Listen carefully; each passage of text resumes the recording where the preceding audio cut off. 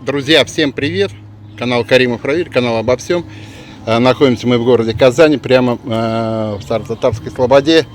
Место, где жили татары на Каюма-Насыри. Вот здесь открыта ярмарка мастеров Татарстана. Рядом со мной стоит мастер, сейчас она представится. Как вас зовут? Добрый день, меня зовут Ирина. Это ручная работа, чулочные куклы, ободки из фоамирана. Это вы сами делали, да? Удачу. Это все ручная работа, да. А вот смотрите, какая красивая бабушка.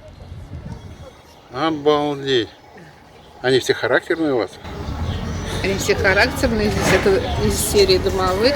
Это воструха, то есть мама домового. Где? Вот это, да? Вот это, да. А это батя, наверное, их рядом. Да, можно так сказать. Еще бывают домовые молодые, но купили сегодня уже. А вот молодежь. Домовята, молодежь, да. Хорошо. А это тоже обереги, ведь, да? Вот это вот молодая, это как дарят, как второй молодость для женщины. 45-летним. Да. Чтобы оставалась молодой. Да, ягодкой. Баба ягодка опять. А вот это тоже обереги, ведь, да? Это обереги. А как называется? Они делаются из льна.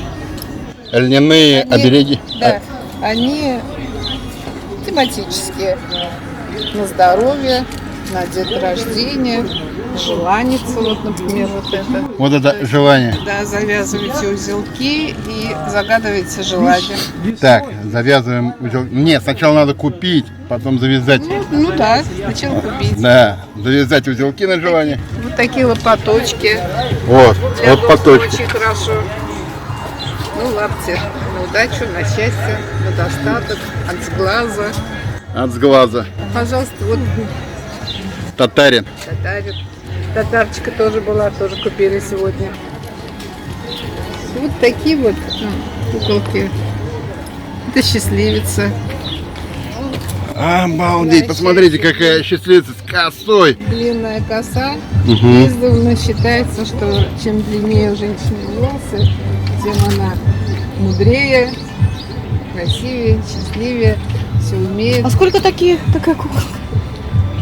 Это стоит 1500. Ну, так как это все ручная работа, только уместен.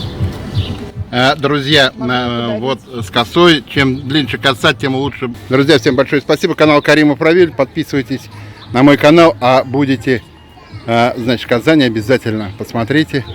Замечательные игрушки. Это не Китай. Это вот с любовью, вручную сделано. Спасибо, друзья, что были на...